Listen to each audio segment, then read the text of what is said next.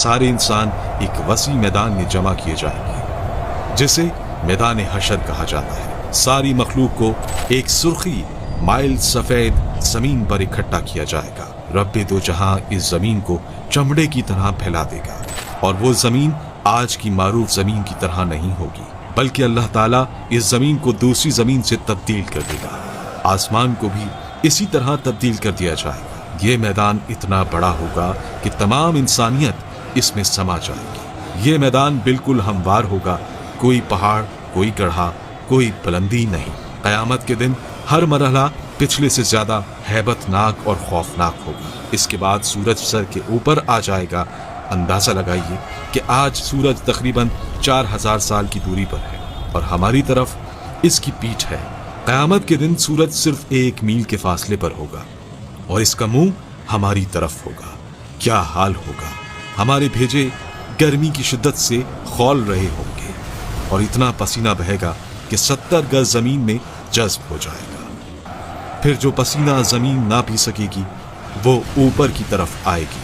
वो पसीना किसी के टखनों तक होगा तो किसी के घुटनों तक पहुंच जाएगा। कोई कमर तक इसमें गर्क होगा तो कोई सीने तक इसमें तैर रहा होगा। कुछ तो ऐसे भी होंगे कि उनके गले तक पहुंच चुका होगा और काफिर के तो मुंह तक चढ़कर लगाम की तरह इसे जकड़ लेगा, जिसमें वो डुबकियां खाएगा। ये सब कुछ डिपेंड करेगा हमारे अमाल पर। अब लोगों के साथ उनके अमाल के हिसाब से मामला किया जाएगा। सजा या जजा अमाल को देखकर दी जाएगी।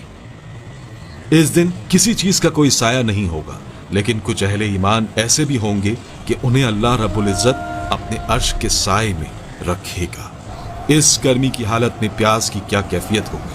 हाल ये होगा कि जबानें सूख कर काटा हो जाएंगी। कुछ तो जबानें मुंह से बाहर निकल आएंगी। दिल मुंह को आए होंगे। लोग अपने अपने गुनाहों के मुताबिक अजाब में होंगे। इस दिन कोई किसी का हाल पूछने वाला ना होगा। बड़े मजबूत और गहरे रिश्ते इस दिन अपनी वक़्त खो देंगे। रिश्तेदारियां और ताल्लुकदारियां किसी काम नहीं आएंगी। यहाँ तक कि सगे रिश्तेदार जो दुनिया में एक दूसरे को देखकर जीते थे, इस दिन एक दूसरे से जान छुड़ाएंगे। भाई भाई से भागेगा, माँ औलाद से पीछा छुड़ाएगी तो औलाद माँ से दौड़ेगी। बाप बच्चों से बेजार होगा तो बच्चे बाप से भागेंगे। बीवी शौहर से भागेगी तो शौहर बीवी से भागेगा। आखिरकार कोई किसी की मदद करने को तैयार ना होगा। हर जान नफसी नफसी पुकारेगी। हर शख्स सिर्फ अपनी ही फिक्र में होगा। किसी दूसरे से इसे कोई सरोकार ना होगा। ये मुसीबतें चल ही रही होंगी कि जहन्नुम को लाया जाएगा।